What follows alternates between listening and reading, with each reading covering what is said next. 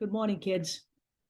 This is Deb Delapiana. I have a lot of stuff to do this morning. I have one more day in retail hell today, and then I'm off for 2 days. So what I'm here to tell you is we're going to talk about where all of this nonsense really started, okay? Now, we all know the march to the right has started a while ago. It started even before the Tea Party, although with the Tea Party, it really amped up, okay? So let's talk about when it became apparent, to me at least, how far gone we were. Around the 2006 timeframe, we started with, for me, it started with a guy who sent me an email saying that there were a bunch of unsealed indictments, and they were going to be unsealed soon, and the Democrats were going to go to jail because they were a bunch of baby-eating Satanists. And, he sent me in my email a document with proof, which turned out to be just a fucking Excel spreadsheet with a bunch of numbers on it and states. Okay, so the state of California had X amount of sealed indictments, and it was starting in Hollywood, and they were satanic pedophiles. They were all in bed with the Democratic Party. That's where it started. And then as we get closer and closer and closer, we started talking about Roe v. Wade. And of course, Roe v. Wade was just a big distraction. And there were actually fucking women saying this. The whole Roe v. Wade discussion about the Supreme Court being stacked, that was just a distraction from what was really going on here, and that Donald Trump was going to go ahead and arrest all of these people and clean up the government. We had people who were supposedly journalists.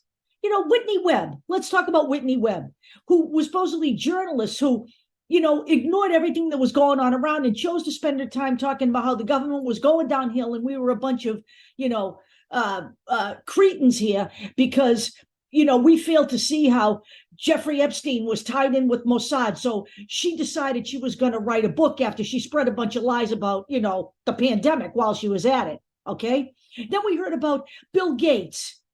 Okay. We heard about Bill Gates, who brought the pandemic here, and Anthony Fauci, who helped push the pharmaceutical companies on top of the unsuspecting American people. And then we were told that the military was going to deliver vaccines to our doors and force us to take them. None of that shit was ever true. No one's ever been forced to take any vaccine here. What is actually true is that the American people used to have a fucking thought process. And vaccines were never a fucking problem for people until Donald Trump got into office and started making them a fucking problem for people by lying. Okay. Dr. Oz at that time, which nobody knew, and maybe nobody knows now, started calling Donald Trump on the phone and pushing hydroxychloroquine because, of course, he did have a financial interest in those companies. And that is a documented fucking fact. Go look it the fuck up. Okay. We've had so many lies told to us. And then, what's her name? Judy, what's her name? The big freaking pandemic woman. Okay. She said that 50 million people were going to die from the vaccine. Well, actually, yeah, that didn't happen. But over 1 million people did die in the United States, which is far too much for a country that is this advanced medically. Okay. It's been exacerbated by the fact that people are lying about the vaccines. So here we are in America. Okay, we have been, foisted with all of these fucking lies. Candace Owens, who the fuck is she? People think she's some kind of font of fucking truth and knowledge. She's a fucking right-wing operative that went to Europe and married a white right-wing extremist and is now back here spreading lies. Okay, you're paying Candace Owens. She's making millions of dollars, because people pay for premium content that's based in total fucking unreality. We've been convinced that free speech means you can be an anti-Semite. Ask Ye. That's just free speech. Ask Elon Musk. He buys Twitter and all of a sudden the use of the N-word goes up 500%. And then we're on BitChute and we're on Gab trying to talk to people and reason with them. And then they appoint Rachel Levine to a position in the Biden White House. And the comments on BitChute and Gab was so vile, it made my stomach turn. I deplatformed the group immediately because you know what? There's no talking to those fucking people. That's one of the things we realized. And guess what?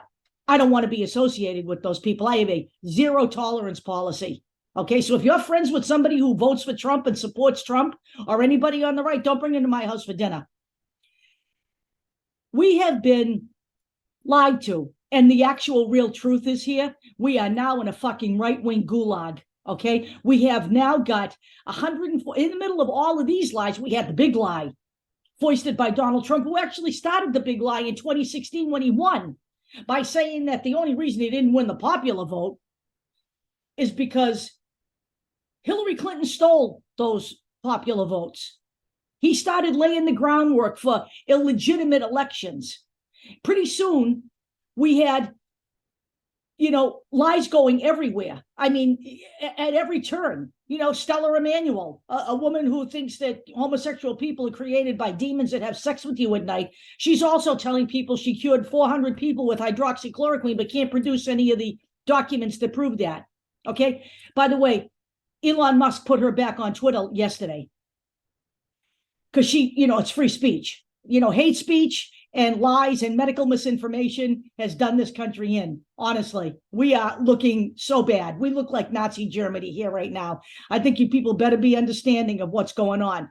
We're now in the position where we have, out of 221 Republican legislators currently in office, 147 voted to overturn a legitimate election. They are effectively, you are dealing with seditionists. They are both parties taking money from the wealthy. Yes, they are, but one far more than the other. And we have right-wing billionaires shaping the courts, shaping our government right now. Peter Thiel, all right, Mr. Said, he literally gave $1.6 billion to the Federalist Society to bring us what we have in the Supreme Court right now. And by the way, throughout the entire court system.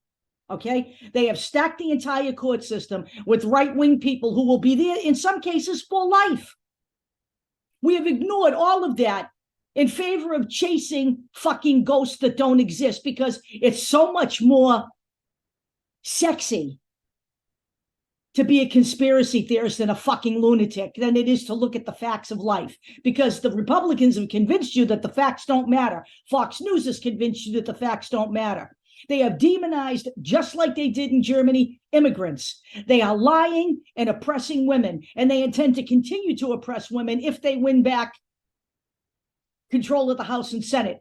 We're going to be talking about this all weekend because the election is Tuesday, and you're going to be seeing a lot of me here. You're going to fucking hate me. I'm going to tell you that right now. But we are so far down the road here. It's going to take yeoman's work to get us out. And this is the way we can start.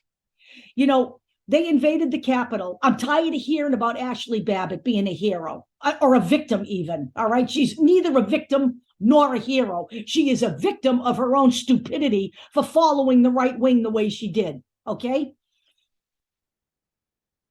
We had gallows to hang Mike Pence, but Mike Pence now, he doesn't want to talk about that because he doesn't want to disenfranchise Donald Trump's voters because he's going to run for president.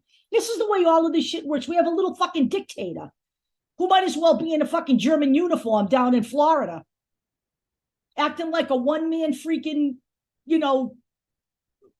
monarchy down there. And we have Arizona, which may very well throw democracy out the window with this election. The question here, folks, is are you going to take this by the reins? Because we can eliminate these people peacefully and without bloodshed by voting. You know what?